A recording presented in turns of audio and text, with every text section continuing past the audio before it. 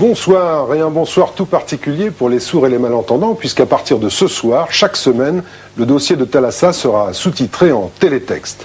Alors à partir d'aujourd'hui, nous serons plus nombreux à partager le bruit de la mer. Et c'est peut-être un symbole, puisque ce soir, vous allez partir pour les eaux bleues du Pacifique à la rencontre d'un homme étonnant, un homme hors du commun, un mythe, diront certains, mais d'abord et avant tout un marin, son nom, Bernard Moitessier. Bernard Moitessier est entré dans la légende malgré sa volonté, mais pour notre plaisir à tous. Voici Moitessier, l'homme libre, un reportage de Jean Loiseau et Denis Bassompierre.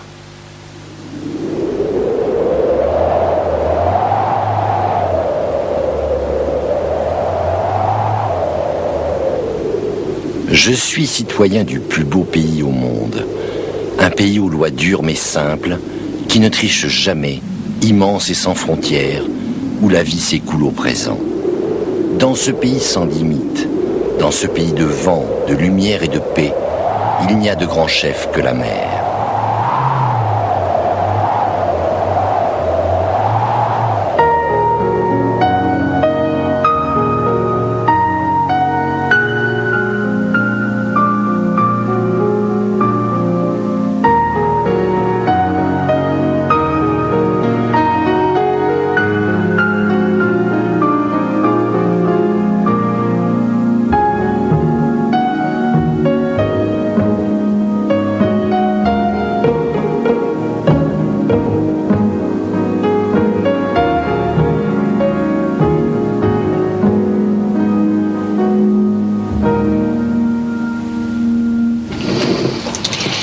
Et c'est parti. On commence par remplir la bouteille.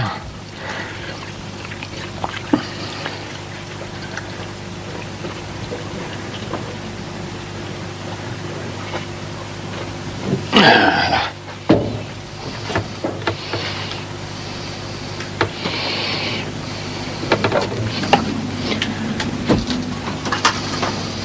T'as vu, elle est géniale, hein, celle-là.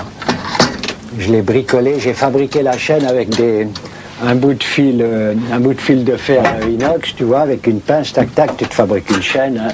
Puis tu as un petit crochet ici, alors ça s'adapte à toutes les tailles de casserole. Hein. T'accroches, voilà, là il ne branchera plus. Elle en a fait, bon bah elle date de la longue route depuis.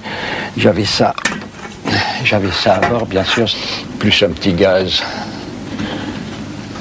Enfin, ça m'a permis de bouffer pendant 10 mois tranquille.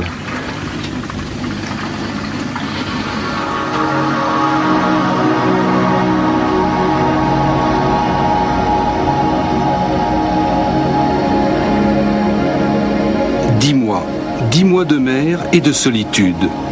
Bernard Moitessier est le héros d'un exploit maritime sans précédent qui restera légendaire.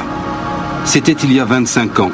Le 22 août 1968, à Plymouth, au sud de l'Angleterre, il prend le départ de la première course autour du monde, en solitaire et sans escale. Mais pour ce marin exceptionnel, au fil des jours et des milles, la compétition va s'estomper et devenir une aventure intérieure. À bord de son bateau Josua, il va s'écarter des routes toutes tracées et faire le choix de la liberté. C'est l'histoire de la longue route qu'il racontera dans l'un des plus beaux livres de mer jamais écrits. Au départ, donc, un marin qui a déjà bourlingué sur tous les océans de la planète, mais qui a encore soif. Soif de grands espaces, soif de solitude, un marin qui est un authentique oiseau du large. J'avais un tel besoin de retrouver le souffle de la haute mer. Il n'y avait que Josua et moi au monde. Le reste n'existait pas, n'avait jamais existé. On ne demande pas à une mouette apprivoisée pourquoi elle éprouve le besoin de disparaître de temps en temps vers la pleine mer. Elle y va, c'est tout. Et c'est aussi simple qu'un rayon de soleil, aussi normal que le bleu du ciel.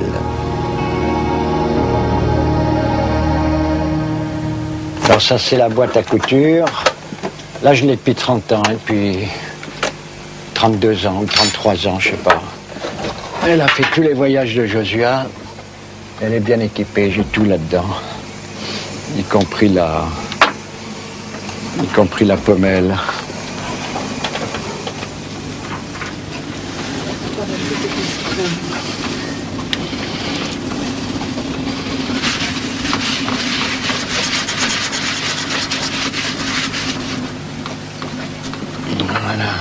J'ai vécu 27 ans en Asie. Je suis né là-bas, je suis parti, j'avais 27 ans quand j'ai quitté l'Indochine. Et ma deuxième mère, c'était une Chinoise, c'était ma nourrice qui m'a connu depuis la naissance. Elle était encore à la maison quand je suis parti. Hein. Et c'est elle qui a élevé tous mes frères et sœurs.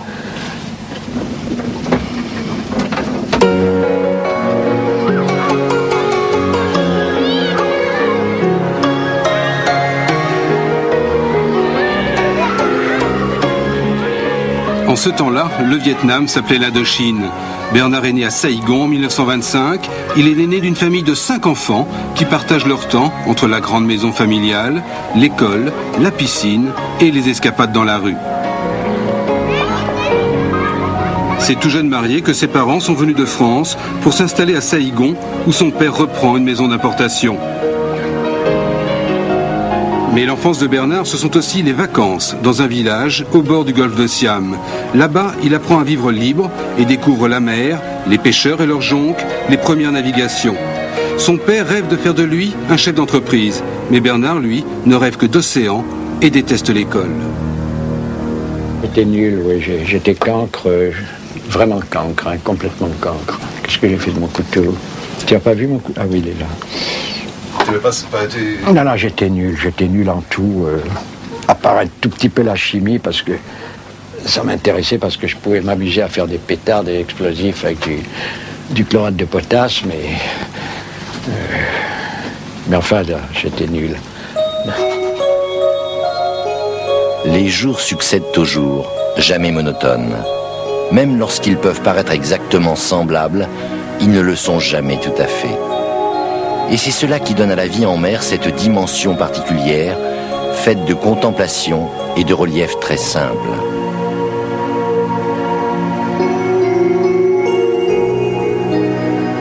Bientôt 4 mois que nous avons quitté Plymouth. Je savais que mon voyage irait loin, mais je ne pouvais pas savoir qu'il irait peut-être plus loin, parmi les jalons impalpables de la mer et du temps.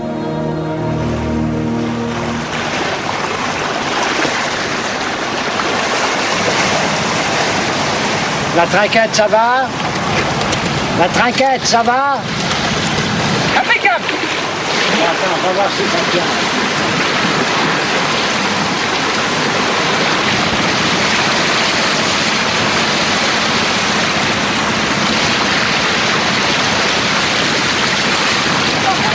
Ouais. Ouais, d'accord.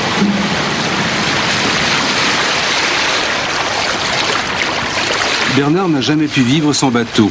Et aujourd'hui, toujours, à 68 ans, il habite à bord de son voilier avec Véronique, sa compagne. Mais fini les longues routes sur les océans solitaires, le temps est désormais venu des navigations buissonnières dans les plus beaux lagons de Polynésie, devenus son pays d'adoption. Comme ici, dans la petite île de Taha, au cœur de l'archipel de la Société. Une vie simple, presque ascétique, en harmonie avec la nature et qui offre à Bernard ce dont il a toujours eu besoin pour vivre, la liberté et la paix, devenus les plus précieux des biens le jour où ces jeux d'enfants ont été brutalement interrompus par la guerre.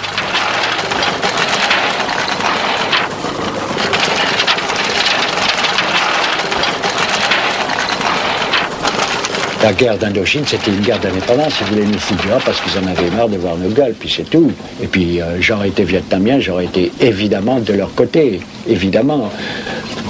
Et moi, en tant que Français, né en Indochine et ayant vécu toute ma vie là-bas, je considérais aussi que c'était mon pays, qu'il ne fallait pas qu'ils me foutent dehors, qu'il fallait qu'on vive ensemble, qu'on se démerde pour vivre ensemble, en harmonie. Ben, c'était difficile, quoi. Voilà le problème, hein.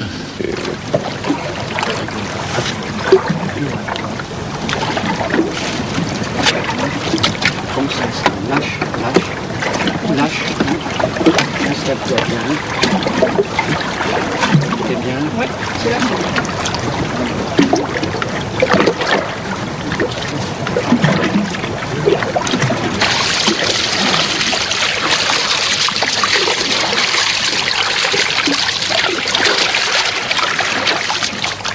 Bernard Moitessier restera profondément traumatisé par la guerre d'Indochine. Il découvre l'intolérance, la haine, la violence et la mort. Une expérience douloureuse, radicale, qui conditionnera le reste de son existence. La longue route est sans doute née à ce moment-là, dans l'esprit d'un jeune homme qui va définitivement quitter son pays.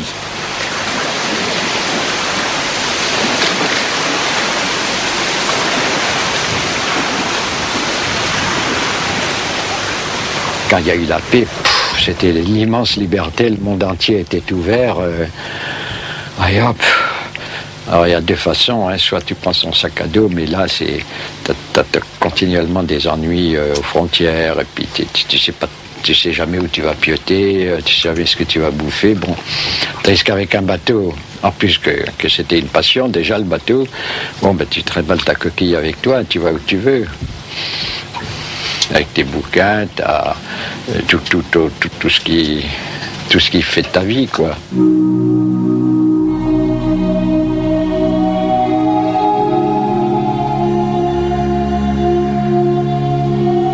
C'est la première fois qu'il y a une telle paix en moi. Car cette paix est devenue une certitude, une chose qu'on ne peut pas expliquer, comme la foi. Je sais que je réussirai. Et je trouve ça absolument naturel, cette certitude absolue où il n'y a ni crainte, ni orgueil, ni étonnement. Toute la mer chante, simplement, sur un octave que je ne connaissais pas encore. Et cela me remplit de ce qui est à la fois la question et la réponse.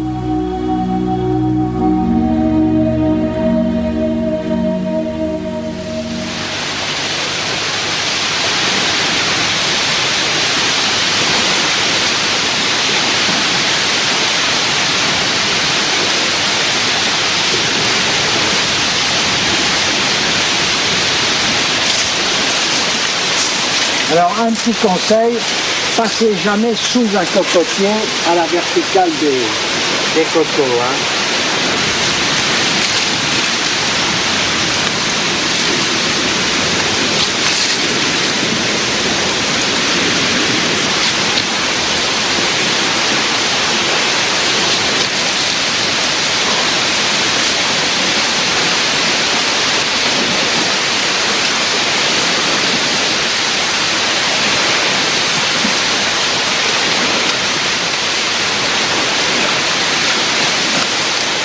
Tu vois, c'est de le faire tourner, puis tac, de le faire descendre comme une toupie pour qu'il tombe sur la pointe.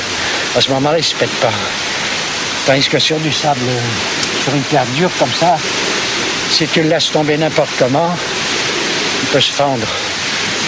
Il se fend, bon, ben, t'as plus de flotte, hein.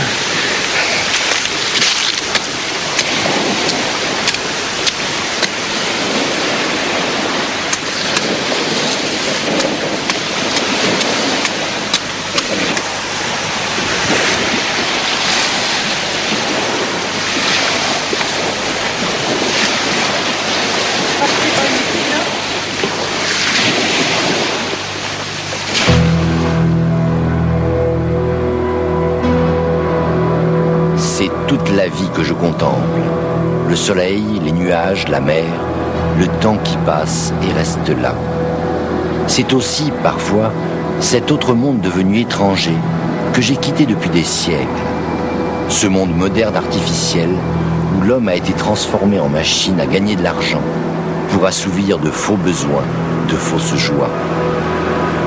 Assis sur la chaise du poste de pilotage intérieur, je regarde l'eau phosphorescente à travers les hublots de la coupole